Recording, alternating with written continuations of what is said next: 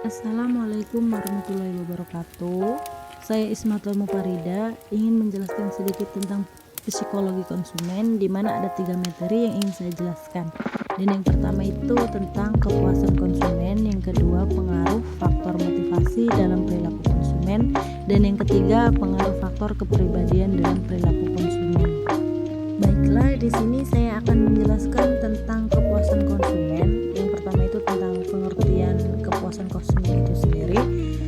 Di sini itu kepuasan konsumen pada dasarnya tujuan dari suatu bisnis adalah untuk menciptakan konsumen yang merasa puas, atau terciptanya kepuasan konsumen dapat memberikan beberapa manfaat, seperti pengaruh antara perusahaan dan konsumen menjadi harmonis atau memberikan dasar yang baik bagi pembelian ulang, dan terciptanya loyalitas konsumen dan membentuk suatu rekomendasi dari mulut ke mulut untuk menguntungkan bagi perusahaan, di mana definisikan sebagai keseluruhan sikap yang ditunjukkan konsumen atas barang dan jasa setelah mereka memperoleh dan menggunakannya. Ini merupakan penilaian evaluatif pasca pemilihan yang disebabkan oleh seleksi pembelian khusus dan pengalaman menggunakan atau mengkonsumsi barang atau jasa tersebut. Baiklah, di sini saya akan menjelaskan tentang faktor utama dalam menentukan tingkat kepuasan konsumen. Dan yang pertama itu ada kualitas produk, dan yang kedua ada kualitas pelayanan, yang ketiga emosional, keempat harga, dan yang terakhir itu biaya. Dimana yang pertama itu kualitas produk, itu konsumen akan merasa puas bila hasil evaluasi mereka menunjukkan bahwa produk yang mereka gunakan itu berkualitas. Dan yang kedua itu kualitas pelayanan, terutama untuk industri jasa, konsumen akan merasa puas bila mereka mendapatkan pelayanan yang lebih baik atau yang sesuai dengan yang diharapkan oleh para konsumen. Yang ketiga emosional, di mana konsumen akan merasa bangga dan mendapatkan keyakinan bahwa orang lain akan kagum terhadap dia bila menggunakan produk dengan merek tertentu, dan cenderung mempunyai tingkat kepuasan yang lebih tinggi, di mana kepuasan yang diperoleh bukan karena kualitas dari produk tetapi nilai sosial yang membuat konsumen menjadi puas terhadap merek tertentu. Dan yang keempat harga, di mana produk yang mempunyai kualitas yang sama tetapi menetapkan harga yang relatif murah akan memberikan nilai yang lebih tinggi kepada konsumennya. Dan yang terakhir itu biaya, di mana konsumen yang tidak perlu mengeluarkan biaya tambahan atau tidak perlu membuang waktu untuk mendapatkan suatu produk atau jasa cenderung puas terhadap produk atau jasa itu sendiri. Dan yang selanjutnya itu saya akan menjelaskan tentang metode pengukuran kepuasan konsumen. Ada 4, yaitu sistem keluhan dan saran, yang kedua go shopping, dan yang ketiga loss customer analysis, dan yang keempat survei kepuasan pelanggan. Di sini saya akan menjelaskan yang pertama tadi, sistem keluhan dan saran, di mana organisasi yang berpusat pelangganan itu memberikan kesempatan yang luas kepada para pelanggannya untuk menyampaikan saran dan keluhan.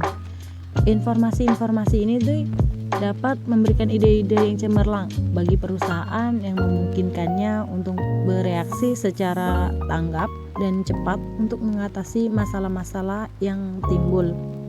Dan yang kedua itu go shopping.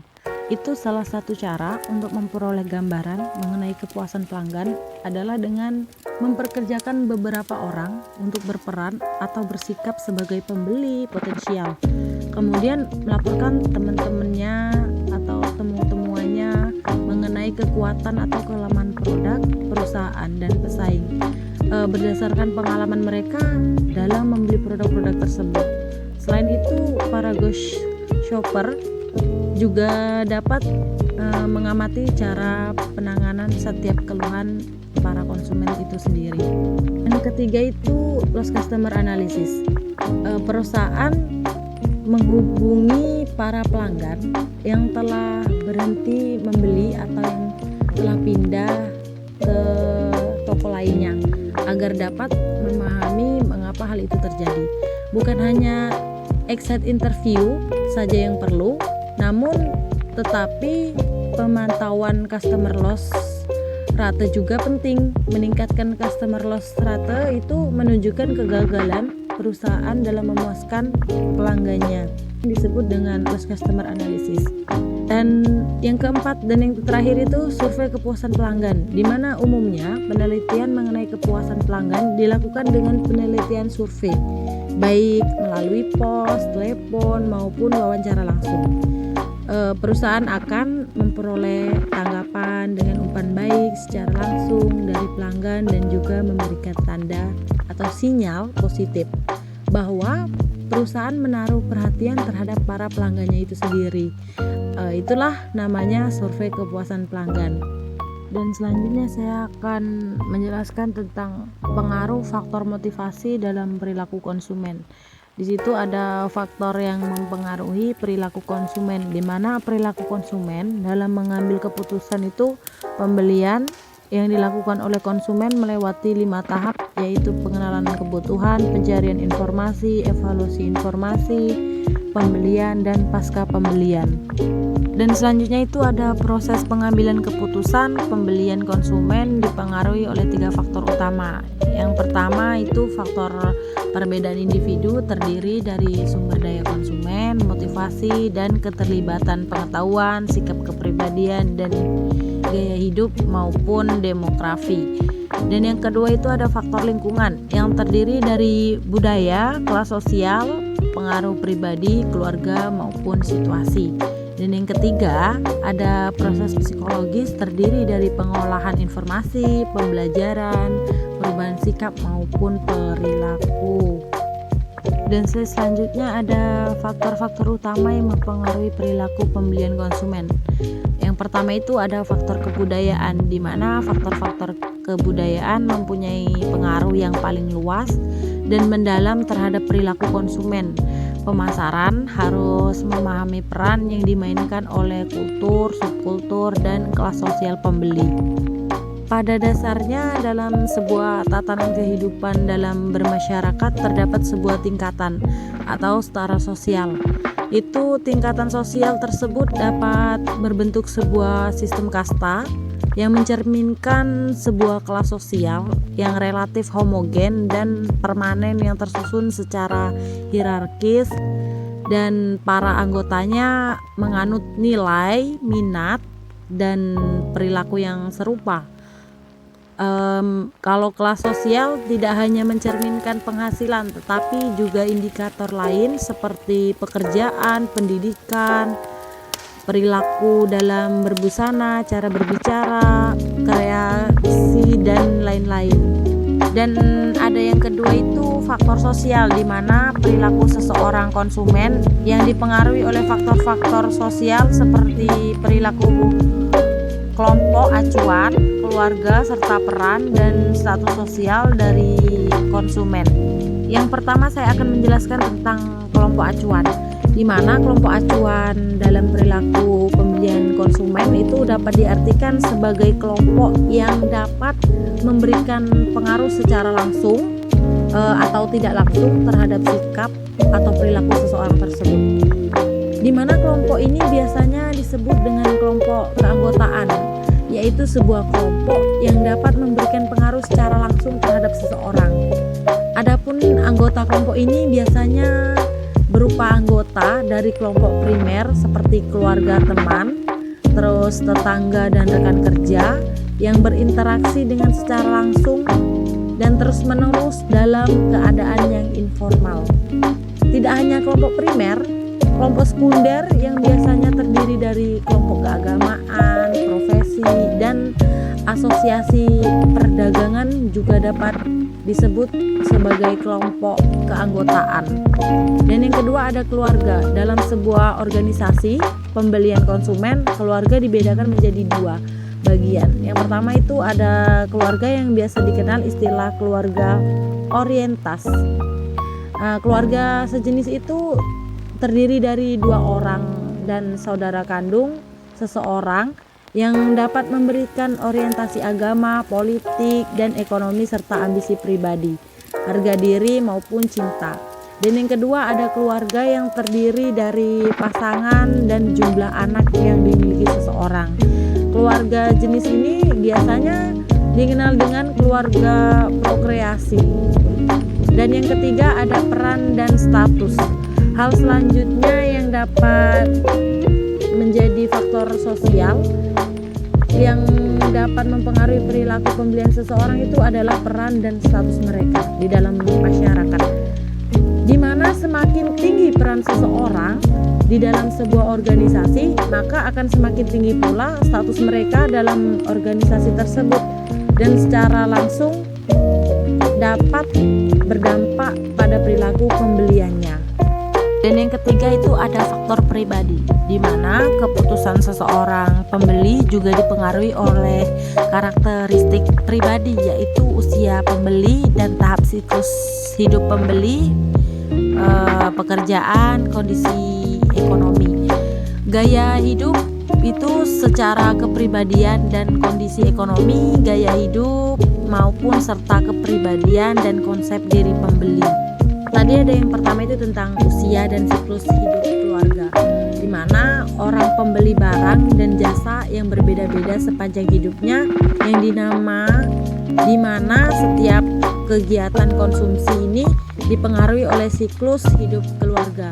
Dan yang kedua itu tadi ada pekerjaan dan lingkungan ekonomi, di mana pekerjaan dan lingkungan ekonomi seseorang dapat dipengaruhi pula konsumsinya. Yang ketiga ada gaya hidup, di mana gaya hidup dapat diartikan sebagai sebuah pola hidup seseorang yang terungkap dalam aktivitas, minat dan opininya itu yang terbentuk melalui sebuah kelas sosial dan pekerjaan. Tetapi kelas sosial dan pekerjaan yang sama itu tidak menjamin munculnya sebuah gaya hidup yang sama. Melihat ini sebagai sebuah peluang dalam kegiatan pemasaran, banyak pemasaran yang mengarahkan merek mereka kepada gaya hidup seseorang. Dan yang keempat ada kepribadian, di mana setiap orang memiliki berbagai macam karakteristik kepribadian yang berbeda-beda yang dapat mempengaruhi aktivitas kegiatan pembeliannya itu. Kepribadian merupakan ciri bawaan psikologis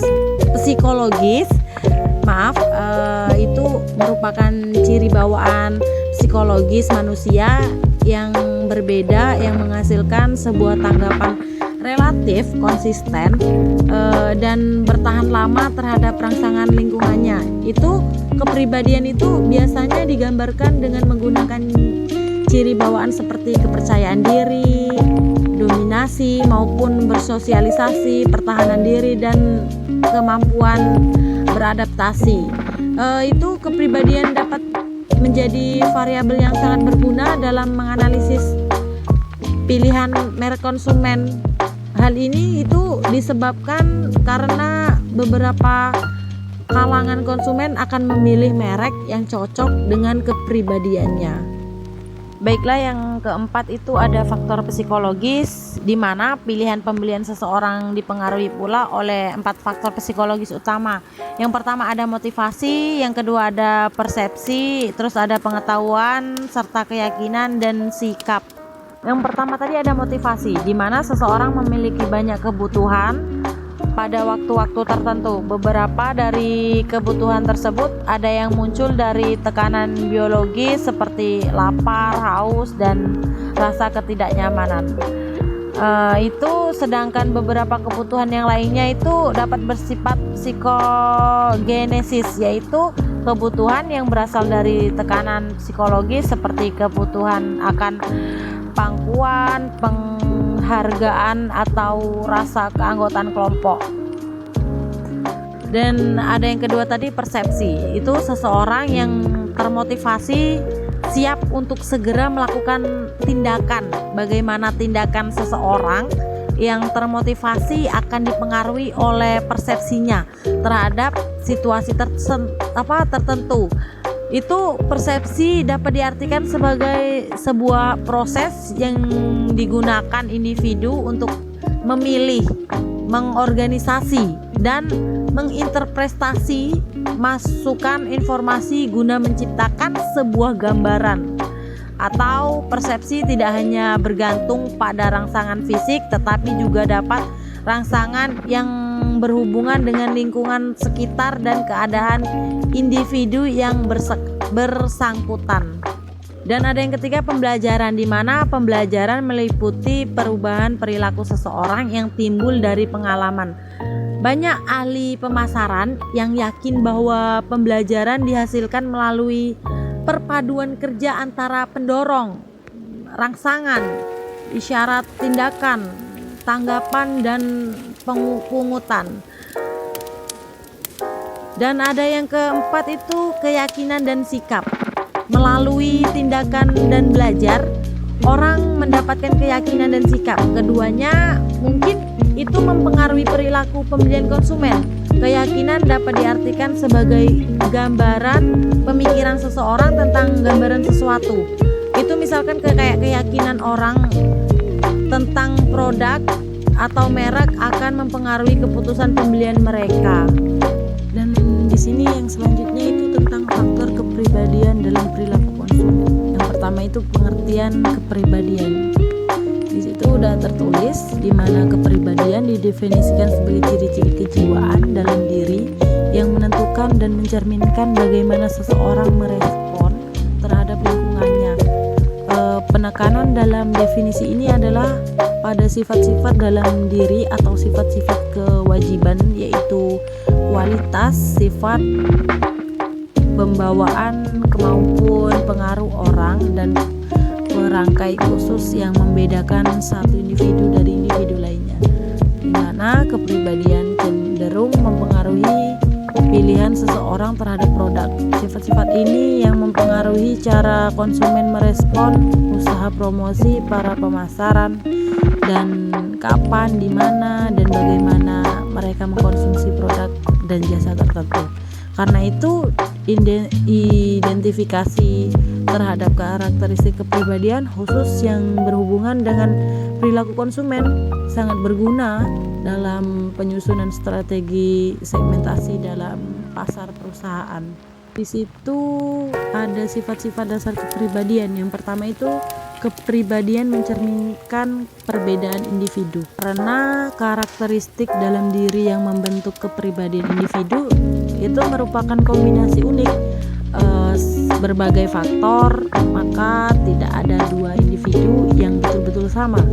Kepribadian merupakan konsep yang berguna karena memungkinkan kita untuk menggolongkan konsumen ke dalam berbagai kelompok yang berbeda atas dasar satu atau beberapa sifat. Dan selanjutnya yang kedua itu kepribadian bersifat konsisten dan bertahan lama. Suatu kepribadian umumnya sudah terlihat sejak manusia berumur anak-anak. Hal ini cenderung akan bertahan secara konsisten membentuk kepribadian ketika kita dewasa. Walaupun para pemasar tidak dapat merubah kepribadian konsumen supaya sesuai dengan produk mereka. Jika mereka mengetahui, mereka dapat berusaha menarik perhatian kelompok konsumen yang menjadi target mereka melalui sifat-sifat relevan yang menjadi karakteristik kepribadian kelompok konsumen yang bersangkutan. Walaupun kepribadian konsumen itu mungkin konsisten, perilaku konsumsi mereka itu sering sangat bervariasi karena berbagai faktor psikologis dan sosial, budaya, lingkungan, dan situasi yang mempengaruhi perilaku itu sendiri. Dan yang ketiga itu ada kepribadian dapat berubah, di mana kepribadian dapat mengalami perubahan pada berbagai keadaan tertentu karena adanya berbagai peristiwa hidup seperti kelahiran, kematian, dan lain sebagainya. Kepribadian seseorang berubah tidak hanya sebagai respon terhadap berbagai peristiwa yang terjadi tiba-tiba, tetapi juga sebagai bagian dari proses menuju ke dewasaan secara berangsur-angsur. Itu dinamakan kepribadian dapat berubah. Baiklah, bisa kita lihat selanjutnya itu saya akan menjelaskan tentang kepribadian dan memahami perbedaan konsumen.